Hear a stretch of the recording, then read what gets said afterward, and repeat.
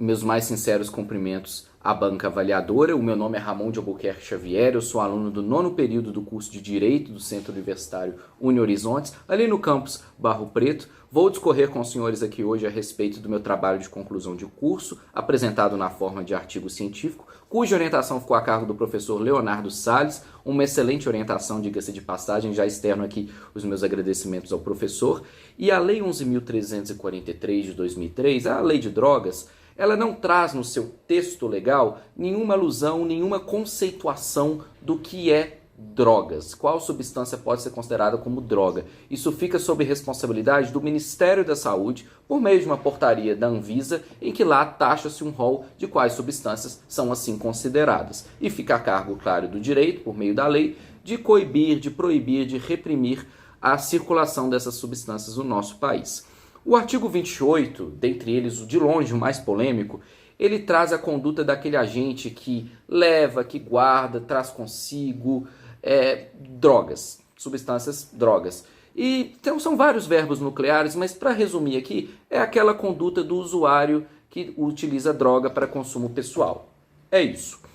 E a importância do estudo desse artigo aqui para a esfera do direito, principalmente o direito penal, é inestimável, porque dele se emana diversos debates e discussões, como, por exemplo, o debate da aplicabilidade do princípio da insignificância ou da bagatela, nos casos onde o agente é flagrado com uma quantidade ínfima de drogas, ou então a discussão sobre a superpopulação carcerária, porque há a teoria de que muitas pessoas são presas, principalmente jovens, negros, pobres e mulheres, que promovem a conduta do artigo 28 de consumo de drogas, mas que acabam sendo condenados pelo artigo 33, incide pena privativa de liberdade, e isso contribuiria para a superlotação carcerária no Brasil. Outras discussões, como por exemplo, a legalização ou a maior proibição da circulação dessas substâncias no país, enfim, diversos debates que, apesar de muito importantes e são muito bem elucidados no trabalho escrito, não compõe, né, a importância principal que seja a problemática do artigo científico produzido, que é justamente a questão da análise da natureza jurídica do artigo 28. O professor Kleber Masson, ele traz a possibilidade de que parte da doutrina acredita que esse artigo ele é inconstitucional. Uma dessas pessoas, por exemplo, é a professora e ex-juíza Maria Lúcia Caram. Ela acredita que o artigo 28 ele atenta diretamente contra o princípio da alteridade, ou seja, como bem sabido, a autolesão não é punível na esfera penal.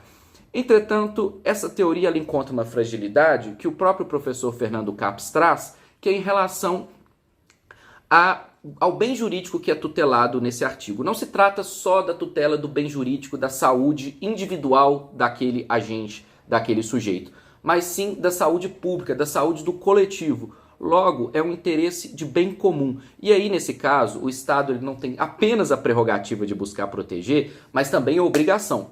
Nesse caso, eu, humildemente, também me afasto do pensamento dessa teoria, discordo com todo respeito à professora Maria Lúcia e acredito que esse pensamento, essa corrente não prospere. Por outro lado, o professor Luiz Flávio Gomes, ele traz a possibilidade de que o artigo 28, ele compõe, sim, ele é constitucional e, entretanto, ele não pode ser considerado nem crime, tampouco uma contravenção penal. Nesse mesmo sentido, o professor Guilherme Nutti também incorre. Eles acreditam que, e aqui eu me encaixo com eles, que o artigo 28 contempla um ato ilícito sui generis. Por quê? Porque é diferente, né? Ele é um ato ilícito de fato, claro, ele deve ser, né? A conduta deve ser coibida, deve ser proibida, está expressa em lei. Entretanto, ela não caracteriza um crime ou uma contravenção penal ou qualquer outro tipo penal do nosso ordenamento jurídico de esfera penal. Nesse caso, ele seria sui generis porque ele seria muito singular, muito diferente dos demais. E eu, respeitosamente, tendo a concordar com eles, porque eu não acho correto você ser colocado, o agente que incorre na conduta de consumo de drogas, como o mesmo que consome, por exemplo, tráfico. Esse sujeito, por exemplo, é um criminoso. Aqui, uma pessoa que consome drogas comete um ato ilícito, mas ele não pode ser colocado no mesmo patamar de um traficante, por exemplo.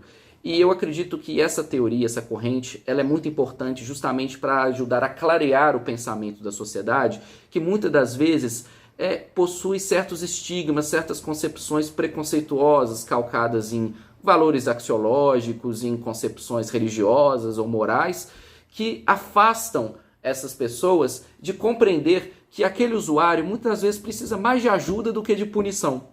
E nesse caso, é o que, na minha opinião, humildemente aqui eu expresso, é o que contempla o verdadeiro propósito do ius puniendi do Estado. O direito do Estado de punir, ele tem que ser usado em última ratio de forma sucinta e eficiente, e não deve ser punir por punir, mas buscar também a ressocialização daquele agente. Muito obrigado.